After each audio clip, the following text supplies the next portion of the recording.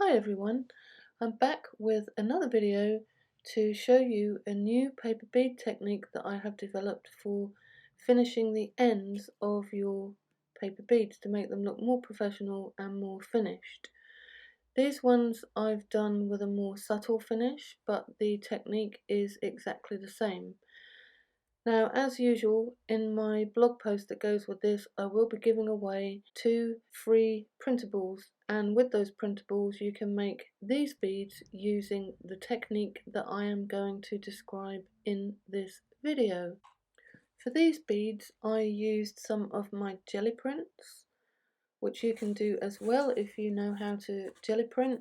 If you don't know how, if you stick around to the end of the video, I'll show you how to make these abstract prints using the jelly plate.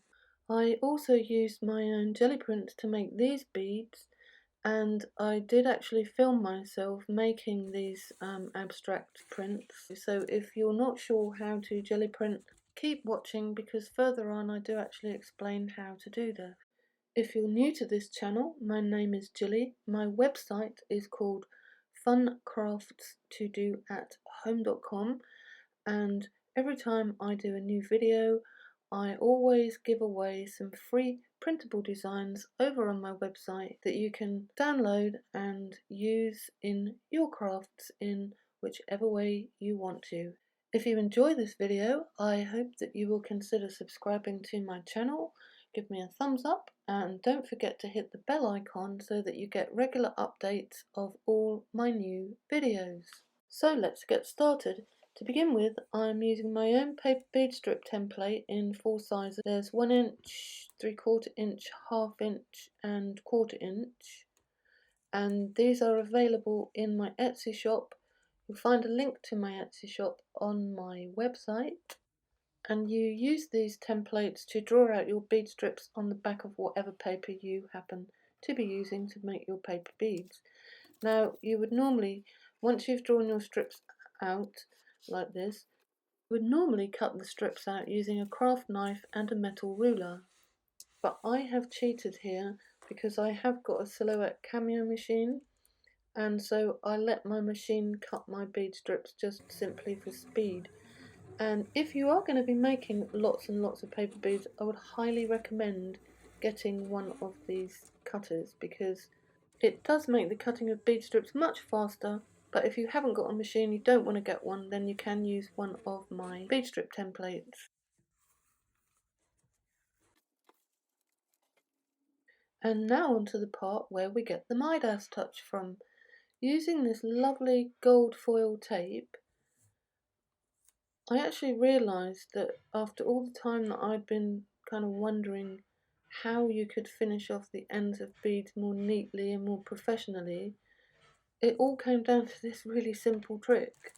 There's 2 ways of doing this, and I'm showing you the first way right now, and this gives a more subtle look to the end of the bead. So just literally copy what I've done here, and for these beads I have used gold foil tape, but obviously you can use whatever colour you want. I have done some more further on where I've used silver. It's as simple as that, and I was amazed at what a difference this made to the look of the end of my beads, and also makes them more robust. So I'm using the bead tool that I'm using here is my own design, and I manufacture these myself, and I also sell these in my Etsy shop. And you will find a link at the end of the video on the end screen to my website, and then on my website you will find a link to my Etsy shop. And you can actually, I've got 2 sizes of these bead tools, one for European style beads in the 5mm, this one is the 3mm, and I sell them in sets with the template as well. You don't have to buy the set, you can buy all of both the tools individually and the template individually. So you see there this lovely subtle look that you get with this this slight touch of gold on the ends, and it yeah, here's one that I did in silver. It just gives the bead that little something extra, and it does make the ends stronger too. So for the next beads, I cheated again and I used my Silhouette Cameo to cut out strips from my own jelly prints, which, as I said, I demonstrate a bit further along for people that are not familiar with how to create jelly prints. I'll show you further along. So this is a slightly different gold. This is a rose gold tape. I have got links in my Amazon shops to where you can get these gorgeous tapes. I got rose gold, gold and silver. So as you can see here, I'm using a slightly different technique. I am putting the tape up the sides of the bead strip, and I am making the strip longer, so the gold, the foil is longer than the piece that I put on the other beads. So that's it. You just put them equally on both sides, and then put your glue stick on the end of your bead strip, and then simply roll your bead as normal. You just need to make sure that you get it nice and tight and that you roll evenly. You can even it up a bit when you've actually rolled your bead. If you do get it a bit lopsided, it's not the end of the world. And you can see how the rose gold looks. It looks absolutely beautiful. So that's my technique. Very simple. You can either use a very subtle approach, as I did with the first, the purpley coloured beads, or you can go for a more bold approach, which I've done with these ones. And these are the beads that I ended up with. And this is what I made with those beads. And if you want to know how I strung them to get that effect, you can just keep watching.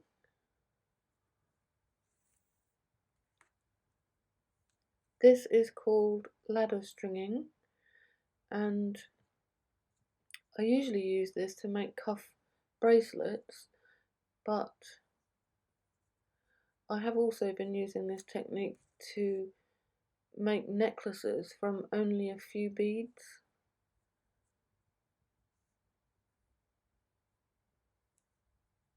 It's very simple. You can see here, you just put, go through the bead in opposite directions and just keep on doing that. If you're making a bracelet, you obviously keep going until you've got enough to go around your wrist. But with these necklaces, I use around 4 or 5 beads to make the pendant part, and then I just put the rest of them equally up each strand of the elastic and then just tighten a knot. I've got lots of these that I wear in various colours, and it's quite nice because if you've done this using your own jelly prints, it's quite nice. You're kind of wearing your own artwork rather than have them just, sit in a box. And most gelatin artists have got hundreds of jelly prints because it really is a lovely craft or art to play around with. And usually when I have a session, I end up with, oh gosh, 30 or 40 prints by the end of the session, if not more. So these are the paints that I used from Arteza, and I highly recommend these. I'll see if I can find them on Amazon and put them in my Amazon shop. See that gorgeous sheen? They're iridescent, sorry, not metallic, iridescent paint. Absolutely gorgeous. They are expensive, but they're very well worth it, and they go a long way. So this is the jelly plate that you see here on the left. I do have them in my Amazon shop. You need a brayer, a roller, and you just do exactly what you see me doing here. It's really, really easy.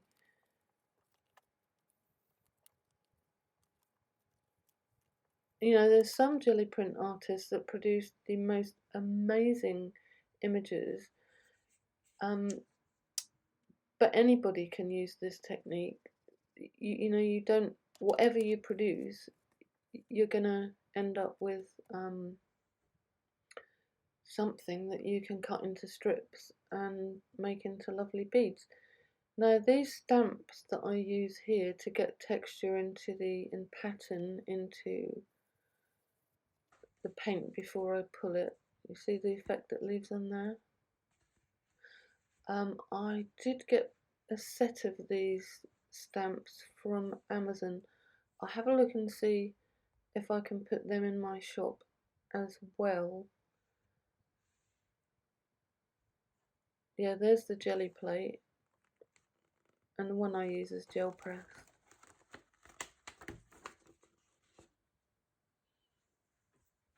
Yeah, I actually changed from the smaller one. This is the reason this one looks clean, because I changed over to the bigger plate.